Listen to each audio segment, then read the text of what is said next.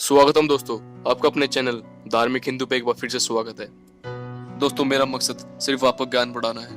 आप मेरे को ऐसी सपोर्ट करते रहिए जिससे मैं आपके लिए नए नए वीडियोस लाता रहूं। मित्रों, सभी जानते हैं कि गरुड़ पुराण में मनुष्य के जन्म और मृत्यु के रहस्य के बारे में बताया गया है। गरुड़ पुराण में बताया गया है कि मृत्यु काल यानी कि समय है, और जब मृत्यु का समय निकट आता है तो जीवात्मा से प्राण और देह का वियोग हो जाता है।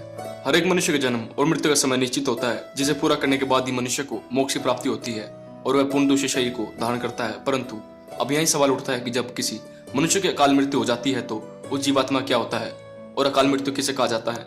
मित्रों, गरुड़ पुराण में बताया गया कि मनुष्य के जीवन के 7 चक्र निश्चित है, और यदि कोई मनुष्य इस चक्र को पूरा नहीं करता है तो अर्थात जो अकाल मृत्यु को प्राप्त हो जाता है, उसे मृत्यु के बाद भी कई प्रकार के कष्ट भोगने पड़ते हैं। परंतु सबसे पहले ये जानना आवश्यक है कि अकाल मृत्यु क्या होता है, अर्थात किस तरह की मृत्यु को गरुड़ पुराण में अकाल मृत्यु की श्रेणी में रखा गया है। गरुड़ पुराण में सिंहावलोकन अध्याय में बताया गया कि यदि कोई प्राणी भूख से पीड़ित होकर मर जाता है, हिंसक प्राणी द्वारा मारा जाता है, या फिर गले में फांसी फंदा लगाने से जिसकी मृत्यु हो जाती है, अथवा जो विष पीकर अग्नि आदि से मृत्यु को प्राप्त होता है, अथवा जिसकी मृत्यु जल में डूबने से हो जाती है, जो सर्प के काटने में मर जाता है, या जिसकी दुर्घटना या रोग के कारण मृत्यु हो जाती है, वह अकाल मृत्यु को प्राप्त होता है। लेकिन दोस्तों, गरुड़ पुराण में आत्महत्या को सबसे निंदनीय और घृणित अकाल मृत्यु बताया गया है। इतना ही नहीं, भगवान विष्णु ने आत्महत्या को परमात्मा के अपमान करने का समान अपराध बताया है।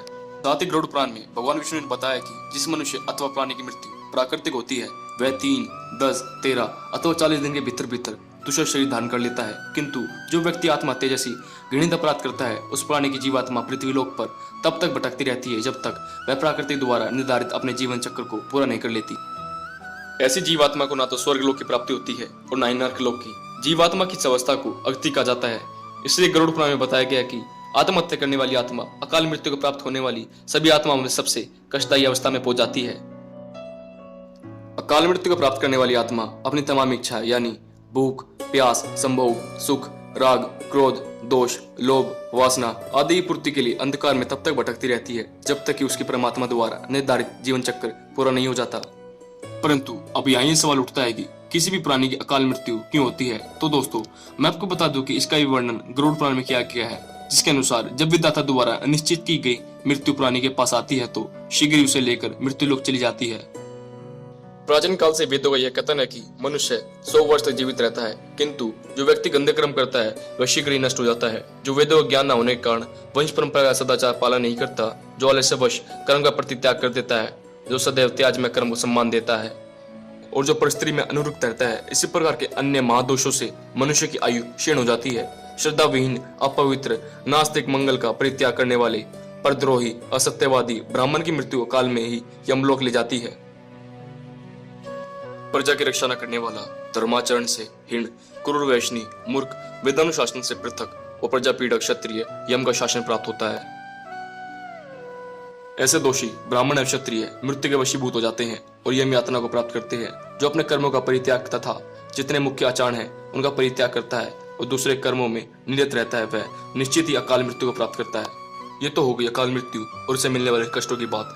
चलिए अब जानते हैं कि अकाल मृत्यु के बाद कौन सी आत्मा किस योनि में भटकती रहती है।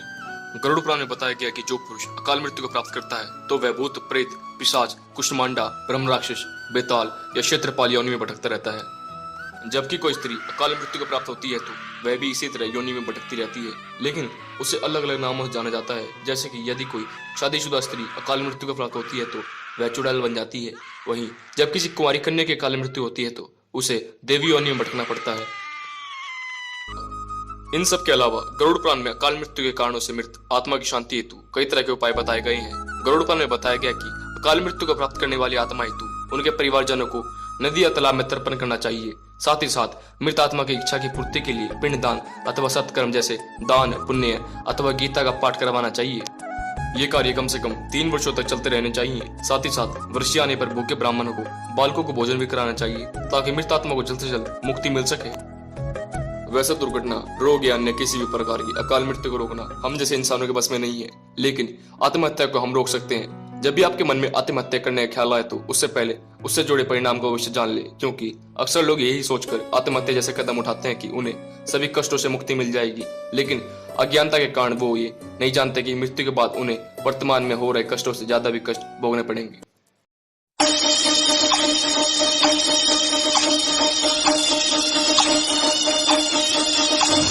Shut